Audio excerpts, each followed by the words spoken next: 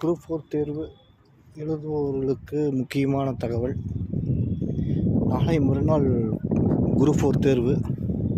எல்லோரும் hall ticket எடுத்திருப்பீங்க. Already இது உங்களுக்கு கொடுத்த இன்ஸ்ட்ரக்ஷன் தான்.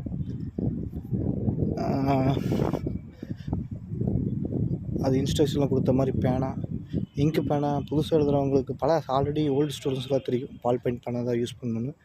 இந்த பேனா, ரெட் இங்கு, பேனான்னு சொல்லும்போது இங்க் பென், ரெட் இங்கு, மைக்ரோ டிப் இதெல்லாம் அவசியமில்லாத ஒன்று.